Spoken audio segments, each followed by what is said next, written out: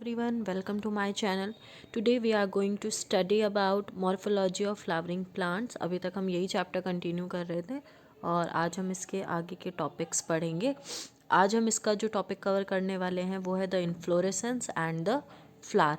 ये टॉपिक थोड़ा सा लेंदी हो चुका है क्योंकि फ्लावर के पार्ट्स काफ़ी ज़्यादा हैं, फिर उनका अरेंजमेंट है, तो थोड़ा सा लेंदी है ये वाला वीडियो, लेकिन मैंने इसमें हर टॉपिक कवर किया है. ठीक है, स्टार्ट करते हैं इन्फ्लोरेसेंस से. इन्फ्लोरेसेंस क्या होता है कि किसी भी फ्लोरल एक्सिस पर फ्लावर्स का अरेंजमेंट किस तरीके से हुआ है उसको हम इन्फ्लोरेसेंस बोलते हैं. ठीक है, depending on whether the apex gets developed into a flower और continues to grow, two major types of inflorescence are. हमने इस इन्फ्लोरेसेंस के पैटर्न को देखते हुए क्या देखा कि यहाँ पर दो तरीके के इन्फ्लोरेसेंस के पैटर्न्स है जो किस पर डिपेंड करता है कि कोई भी फ्लावर जो है वो किस एपेक्स से मतलब जो एपेक्स है वो किस टाइप के एपेक्स से डेवलप हो रहा है, या तो वो एक ही पॉइंट पर डेवलप हो रहा है, या फिर वो अलग अलग जो स्टेम है वहाँ से ग्रो हो रहा है, या फिर पूरा का पूरा एक ही स्टेम पर ग्रो हो रहा है. ये सब देखने के लिए जो फ्लावर्स हैं उनका जो अरेंजमेंट है वो दो तरीके का होता है, रेसमोज और साइमोज. रेसमोज में क्या होता है, एक ही एक्सिस है. ठीक है, एक ही मेन एक्सिस है और उसी पर ही आगे जो फ्लावर्स है वो उसमें अरेंज्ड है. ठीक है, और किस पैटर्न से वो लोग अटैच्ड है, एक्रोपिटल. ठीक है, एक्रोपिटल से अटैच्ड है. ये एक पैटर्न है, अरेंजमेंट है. ठीक है, उसके बाद आता है साइमोज. साइमोज में क्या है, जो मेन एक्सिस है वही टर्मिनेट हो रही है, मतलब और डिवाइड होती जा रही है मेन एक्सिस. ठीक है, और वहाँ पर फिर आगे फ्लावर्स उससे अटैच्ड है. तो ये याद रखना कि जो रेसमोज है उसमें एक ही आपकी मेन एक्सिस है वही आगे ग्रो करती जा रही है, लेकिन साइमोज में क्या हो रहा है, एक जो वो एक्सिस है उसमें से और छोटी छोटी स्टेम्स निकल रही हैं जिनसे आगे फ्लावर अटैच्ड है. ये कैसे अटैच्ड होते हैं, बेसिपिटल ऑर्डर से अटैच्ड होते हैं. ठीक है, उसके बाद ये देखिए यहाँ पर डायग्राम में देखिए क्या क्या दिया हुआ है. ये देखिए, ये जो फर्स्ट वाला डायग्राम है ये क्या है, यहाँ पर रेसमोज इन्फ्लोरेसेंस. रेसमोज में देखिए एक ये स्टेम आ रही है, ये स्टेम है. ठीक, और ये इसका एपेक्स है ना. यहाँ पर और कोई, यहाँ पर कोई आपको स्टेम दिख रही है, ये यहाँ पर ऐसी कोई स्टेम दिख रही है जहाँ पर फ्लावर्स हो आगे, नहीं है ना ऐसा कुछ. इसीलिए यहाँ पर क्या है, सिर्फ एक ही एपेक्स है और उसी पे आगे सारे फ्लावर्स ग्रो कर रहे हैं. और वहीं आप ये साइमोज देखिए, साइमोज में देखिए क्या है, एक ये मेन एक्सिस है और फिर ये टर्मिनेट हो गई दो अलग अलग स्टेम में, और फिर यहाँ पर फ्लावर्स आ रहे हैं. यही फ़र्क है दोनों में, एक में मेन एक्सिस में ग्रो कर रहा है जो हमने पढ़ा रेसमोज में, और एक में क्या हो रहा है, जो मेन एक्सिस है वो आगे टर्मिनेट होती जा रही है, और टर्मिनेट होने के बाद क्या हो रहा है उसमें कि जो हमारे फ्लावर हैं वो आगे टर्मिनेट होने के बाद जो हमें नई स्टेम मिल रही है वहाँ पर ग्रो कर रहे हैं. उसके बाद आते हैं फ्लावर. फ्लावर जो है, मेन जो फ्लावर का पार्ट है वो इसमें क्या है, मेन जो फ्लावर का फंक्शन है वो एज अ रिप्रोडक्टिव ऑर्गन और as a reproductive unit behave करता है एंजियोस्पर्म्स में. फ्लावर के पास 4 डिफरेंट काइंड की वर्ल्स होती हैं जो अरेंज्ड होती है रिसेप्टेकल के ऊपर. रिसेप्टेकल बेस है फ्लावर का, और उसी के ऊपर आगे जो 4 डिफरेंट टाइप्स की फ्लावर की वर्ल्स हैं वो अटैच्ड होती हैं. और वो 4 वर्ल्स क्या हैं, calyx, Corolla, androecium and gynoecium. Calyx और कोरोला जो है वो एसेसरी ऑर्गन्स है, मीन्स उनकी ज़रूरत तो है, जैसे कि कैलेक्स में कौन आता है, कोरोला में कौन आता है, दोनों के दोनों क्या है हमारे लिए इंपॉर्टेंट है, पैटल्स और सैपल्स.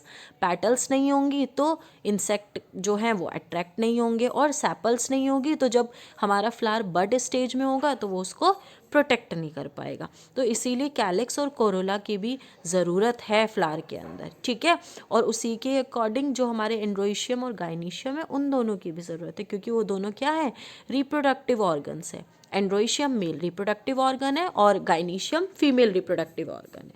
ठीक है, in some flowers like lily, the calyx and corolla are not distinct and are termed as पैरियंथ.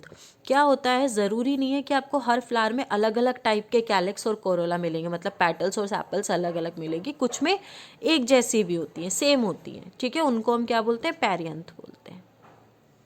उसके बाद आते हैं फ्लावर दो तरीके के होते हैं, बाइसेक्सुअल एंड यूनिसेक्सुअल। बाइसेक्सुअल वो फ्लावर्स होते हैं जिसके पास मेल रिप्रोडक्टिव ऑर्गन भी है और फीमेल रिप्रोडक्टिव ऑर्गन भी है, ठीक है, मतलब एंड्रोइशियम और गाइनिशियम दोनों प्रेजेंट है, उनको हम बोलते हैं बाइसेक्सुअल फ्लावर।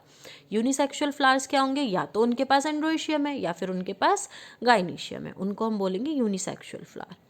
फिर उसके बाद आते हैं सिमेट्री। अगर हम देखें फ्लावर्स की तो दो टाइप की सिमेट्री फॉर्म होती है, एक्टिनोमॉर्फिक एंड जाइगोमॉर्फिक। एक्टिनोमॉर्फिक कब बनेगी, जब उसमें रेडियल सिमेट्री होगी, और जाइगोमॉर्फिक कब बनेगी सिमेट्री, जब उसमें बायलेटरल सिमेट्री होगी, ठीक है। तो दो टाइप की सिमेट्री होती है, एक्टिनोमॉर्फिक एंड जाइगोमॉर्फिक।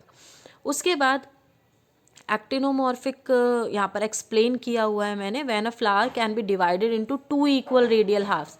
अगर मैं एक फ्लावर को 2 इक्वल पार्ट्स में डिवाइड कर देती हूँ उसके सेंटर से, तो उसको हम क्या बोलते हैं, एक्टिनोमॉर्फिक। ये आप पहले भी पढ़ चुके हो, ठीक है, उनको हम क्या बोलते हैं, एक्टिनोमॉर्फिक, या फिर क्या बोलते हैं, रेडियल सिमेट्री बोलते हैं, ठीक है। मस्टर्ड इसका एग्जाम्पल है। जाइगोमॉर्फिक में क्या होगा, जिसमें आप एक वर्टिकल प्लेन पर किसी भी फ्लावर को डिवाइड करते हो तो उसमें आपको 2 सिमिलर हाफ्स मिलेंगे, ठीक है, सिमिलर हाफ मिलेंगे, ये याद रखना। इसका एग्जाम्पल क्या है, पी, मटर। उसके बाद आते हैं, अब ज़रूरी नहीं है कि हर फ्लावर जो है वो सिमेट्रिकल होगा, ठीक है, कुछ फ्लावर एसिमेट्रिक भी होते हैं, मतलब इरेगुलर भी होते हैं, जिनको हम 2 पार्ट्स में डिवाइड नहीं कर सकते, फॉर एग्जाम्पल चना। उसके बाद एक फ्लावर ट्राइमेरस भी हो सकता है, टेट्रामेरस भी हो सकता है और पेंटामेरस भी हो सकता है। ये किस पर डिपेंड करेगा, उसकी जो फ्लोरल अपेंडेजेस है उस पर। अगर फ्लोरल अपेंडेजेस में 3 के मल्टीपल्स आ रहे हैं तो उसको हम ट्राइमेरस बोलेंगे, अगर 4 के मल्टीपल्स में है तो उसको हम टेट्रामेरस बोलेंगे, और अगर 5 के मल्टीपल्स में है तो उसको हम पेंटामेरस बोलेंगे। फिर फ्लावर जो हैं वो भी 2 तरह के और हो सकते हैं, ब्रैक्टिएट और ई ब्रैक्टिएट। अगर flowers with bracts reduced leaf found at the base of the pedicel are called bracteate।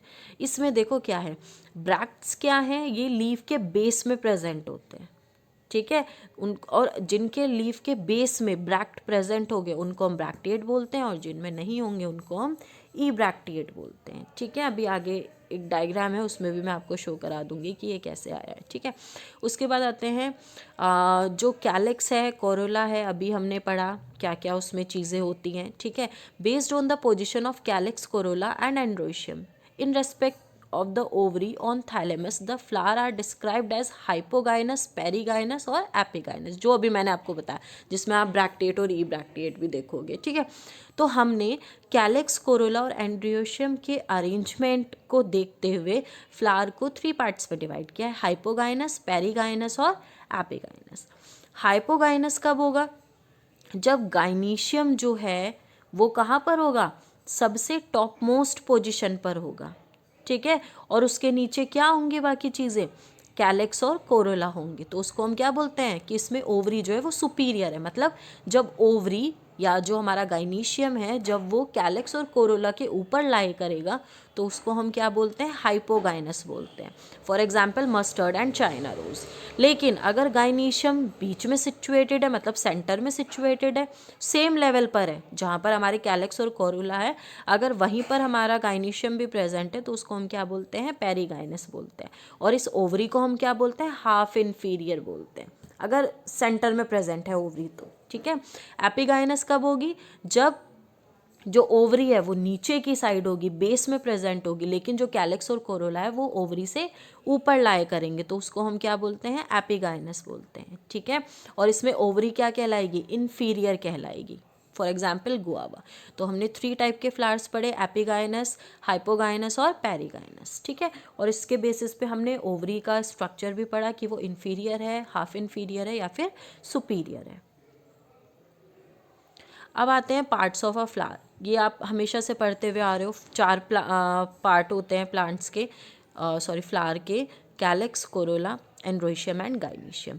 Calyx में क्या होता है, सैपल्स आती हैं, ठीक है, सैपल्स ग्रीन कलर की होती हैं, लीफ लाइक होती हैं, और ये क्या करती हैं, फ्लावर को हमेशा बड स्टेज में प्रोटेक्ट करके रखती है। कैलिक्स जो है वो गैमोसेपेलस भी हो सकता है और पॉलीसेपेलस भी हो सकता है। गैमोसेपेलस मतलब अगर सारी की सारी सैपल्स आपस में जुड़ी हुई हैं तो वो गैमोसेपेलस कहलाएगी, और अगर वो एक दूसरे से अटैच्ड नहीं है तो वो पॉलीसेपेलस कहलाएगी। कोरोला में भी यही फंक्शन है। इसमें पेटल्स हैं, पेटल्स क्या करती हैं, इंसेक्ट्स को अट्रैक्ट करती हैं, किसके लिए, पॉलिनेशन के लिए।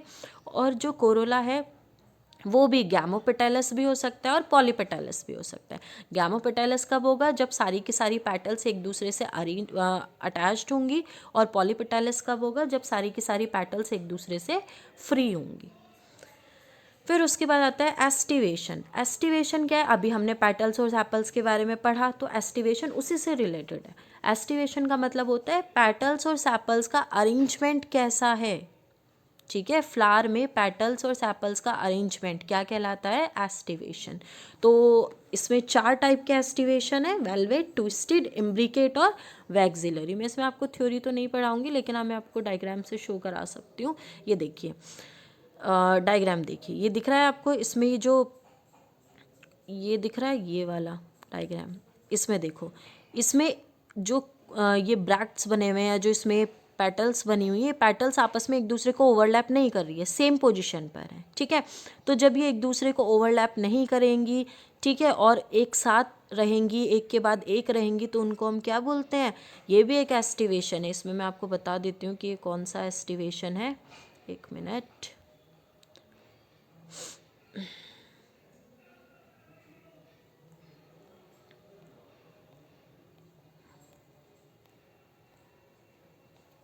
ये सबसे पहले वेलवेट एस्टिवेशन है, फिर ट्विस्टेड है, फिर इम्ब्रिकेट है और फिर वैक्सिलरी है, ठीक है। तो सबसे पहले हम वेलवेट एस्टिवेशन अभी हमने पढ़ा, जिसमें एक पेटल दूसरी पेटल को टच नहीं करती, मतलब कोई ओवरलैप नहीं होती। ट्विस्टेड में क्या होता है, एक जो पेटल है वो दूसरी पेटल को ओवरलैप करती है। इम्ब्रिकेट में क्या होता है कि जो पेटल और सेपल्स हैं वो ओवरलैप तो कर रही हैं, लेकिन एक पर्टिकुलर डायरेक्शन नहीं होती उसकी, ठीक है। और उसके बाद आता है वैक्सिलरी। वैक्सिलरी में क्या होता है, 5 ही पेटल्स हैं, 2 पेटल्स होंगी बड़ी जो ओवरलैप करेंगी बाकी छोटी पेटल्स को, तो उसको हम बोलते हैं वैक्सिलरी एस्टिवेशन। तो डायग्राम में देखिए, यहाँ पर ये जो इसका सबसे पहला डायग्राम है, यहाँ पे तो किसी को ओवरलैप नहीं कर रहा, यहाँ पे सब ओवरलैप कर रहे हैं। यहाँ पर एक कम्प्लीटली ओवरलैप्ड है और बाकी सब हाफ ओवरलैप्ड है। और यहाँ पर क्या है, एक बड़ी पेटल कवर कर रही है किसको, या ओवरलैप कर रही है जो बाकी छोटी पेटल्स हैं उनको, ठीक है। तो ये है आपका एस्टिवेशन। उसके बाद आते हैं पार्ट्स ऑफ अ फ्लावर। अभी हम कंटिन्यू कर रहे हैं, अभी हमने कैलेक्स और कोरोला पढ़ लिया है, अब हम आते हैं एंड्रोइशियम पर। एंड्रोइशियम क्या है, मेल रिप्रोडक्टिव पार्ट है, इसमें एंथर और फिलामेंट प्रेजेंट होती है। ये जो स्ट्रक्चर है ये हम बचपन से पढ़ते हुए आ रहे हैं, वैसे तो आप सभी सी से फैमिलियर होंगे, लेकिन मैं फिर भी आपको बता देती हूँ कि जो स्टेमन है उसके 2 पार्ट्स होते हैं, एंथर एंड फिलामेंट। एंथर जो है वहाँ पर क्या बनता है, पॉलन ग्रेन्स बनती है, और फिलामेंट क्या है, ये स्टॉक है, ठीक है, जो एंथर को फ्लावर से अटैच्ड रखता है। उसके बाद आता है जो स्टेमेंस हैं वो अटैच्ड हैं पेटल से।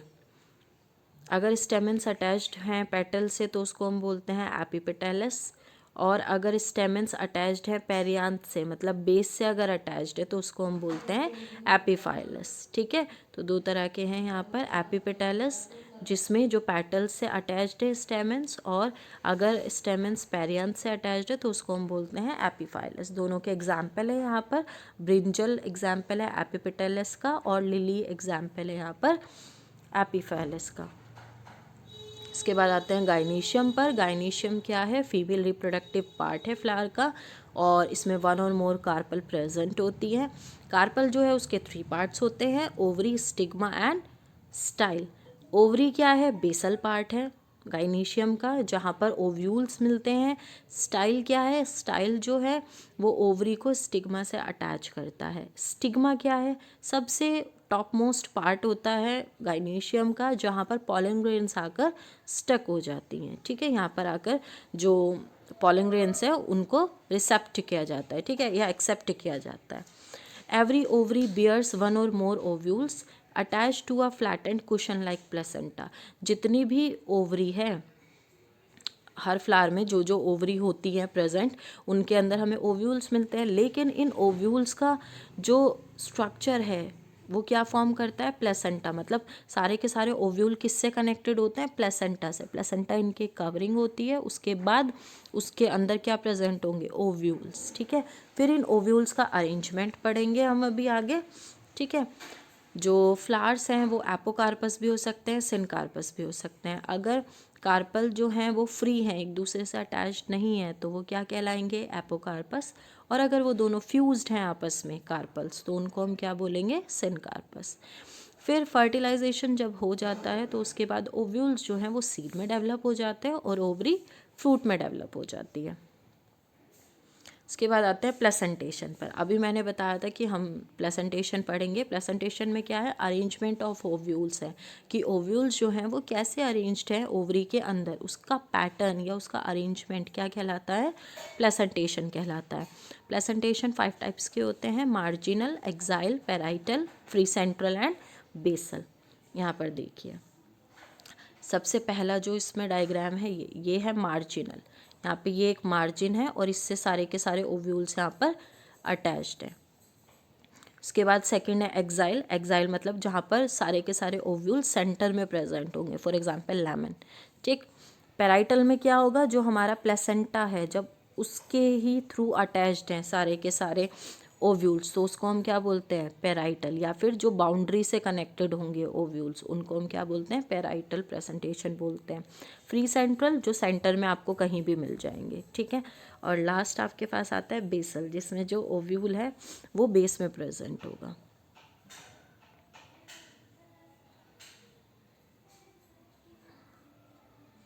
और बाकी जो इसमें बचा है वो आगे हम नेक्स्ट वीडियो में कवर करेंगे। Thank you so much.